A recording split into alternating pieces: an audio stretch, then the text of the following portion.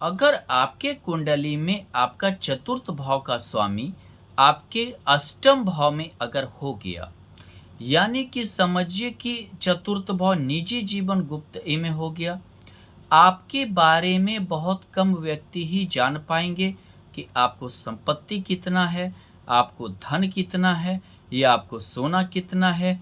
अंदाज तो लगाएंगे, लेकिन ये चीज़ें बहुत कम ही जान पाएंगे। ऐसे भी आप अपने निजी जीवन को बहुत ही गुप्त रखेंगे, दिखावा नहीं करेंगे, किसी को दिखाएंगे नहीं कि आपके पास क्या है या आप कितना सुखी हैं।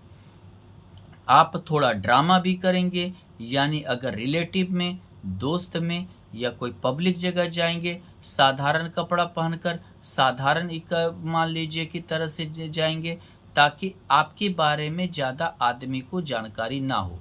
क्योंकि आप थोड़ा सा भ्रष्टाचार या समझिए गैर कानूनी तरीके से भी धन कमा सकते हैं, और गैर कानूनी तरीके से धन कमाने के कारण आपको इन चीज़ों का हमेशा डर बना रहेगा, जिसके कारण आप दिखावा नहीं करेंगे।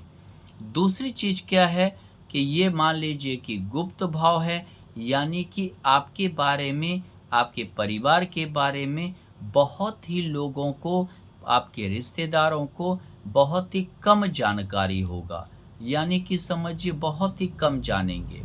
और जब जानेंगे तो यानी कि बहुत दिन बाद जानेंगे। लेकिन एक चीज़ ये है कि आपको हो सकता है कि भ्रष्टाचार से ज़मीन जायदाद, सोना, या मान लीजिए आप इन चीज़ों में इन्वेस्टमेंट कर सकते हैं, ज़्यादा कर सकते हैं। दूसरी बात क्या है कि यहाँ अगर देखें तो यहाँ चतुर्थ भाव माता का भी भाव है। अष्टम भाव में चतुर्थेश जाने से, खासकर अगर मंगल है और अष्टम भाव में चला गया, एक तो मांगलिक कुंडली है, ऊपर से आपको पत्नी से विवाद कराएगा, माता को भी बड़ा परेशानी रहेगा, क्रॉनिक डिजीज हो सकता है, न जाने वाला बीमारी हो सकता है। इसी प्रकार से अगर शनि रहा, आयु तो लंबी होगी, लेकिन आप परेशानी से, घरेलू परेशानी से जूझते रहेंगे। आपका वो परेशानी दूर होगा ही नहीं, पारिवारिक परेशानी से आप जूझते रहेंगे। इन सभी चीज़ों से आपको दिक्कतें आती रहेंगी। धन्यवाद।